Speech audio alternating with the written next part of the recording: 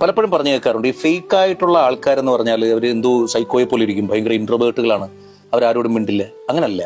എനിക്ക് തോന്നിയിട്ടുള്ളത് ഫേക്ക് ആയിട്ടുള്ളവരാണ് നിങ്ങളെ ഏറ്റവും കൂടുതൽ അടുത്ത സുഹൃത്തുക്കളെന്ന് തോന്നിക്കുന്നത് പോലെ അഭിനയിക്കുന്നത്. ശരിയല്ലേ? ഞാൻ പറഞ്ഞല്ലേ ശരി? അതായത് ചില മനുഷ്യരുണ്ട് നമ്മുടെ മുമ്പിൽ നിന്നിട്ട് ഭയങ്കരമായി ചിരിക്കും. അവരാ ചിരിക്കുന്നത് കാണുമ്പോണ്ടല്ലോ നമ്മൾ കരുതും അയ്യോ നമ്മൾ പറയുന്നതൊക്കെ, അല്ലെങ്കിൽ നമ്മുടെ ആ വിജയം ആസ്വദിക്കാണ്, നമ്മുടെ നേട്ടങ്ങൾ അവർക്ക് കൂടിയൊക്കെ ആഘോഷമാണ്. അങ്ങനല്ല. ആ ചിരിക്കുള്ളിൽ നമുക്ക് ഈ ഫേക്ക് ആൾക്കാരെ സത്യം പറഞ്ഞാൽ നമ്മുടെ അനുഭവത്തിൽ വരാതെ കണ്ടുപിടിക്കാൻ പറ്റത്തില്ല. നമ്മൾ ഫേക്ക് എന്ന് വിചാരിക്കുന്ന പല മനുഷ്യരും സത്യത്തിൽ ഫേക്ക് ഒന്നും ആയിരിക്കില്ല. അവരൊന്ന് പ്രെറ്റൻഡ് ചെയ്യുന്നതായിരിക്കും. ഈ അവരുടേതായ ഇൻഫീരിയോറിറ്റി കോംപ്ലക്സുകളെയൊക്കെ അവരൊന്ന് പ്രെറ്റൻഡ് ചെയ്യാനായിട്ട് ഉണ്ടാക്കിയെടുത്തിരിക്കുന്ന ഒരു ഇമേജ് ആയിരിക്കും. പാവങ്ങളായിരിക്കും അവർ. മറ്റേ ഈ നിറഞ്ഞ് ഈ പറഞ്ഞ പോലെ നമ്മുടെ മുമ്പിൽ പൊട്ടിച്ചിരിക്കുന്ന ഒരാൾക്കൂട്ടത്തിലൊക്കെ അറ്റൻഷൻ സീക്ക് ചെയ്യാൻ വേണ്ടിയിട്ട് നിങ്ങൾക്കറിയാം അങ്ങനെയുള്ള ആൾക്കാരെ അല്ലേ?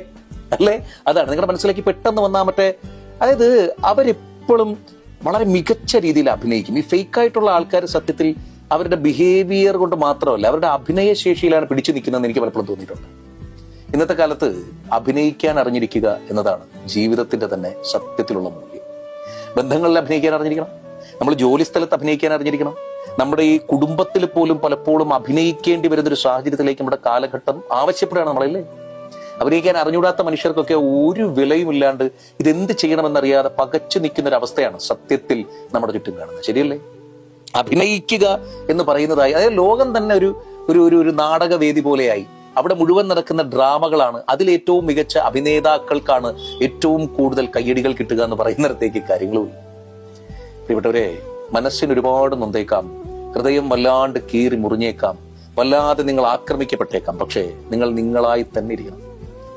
അഭിനയിച്ചു നേടുന്നതൊന്നും സ്ഥായിയല്ല എന്ന് തിരിച്ചറിയാൻ നമുക്കാകണം.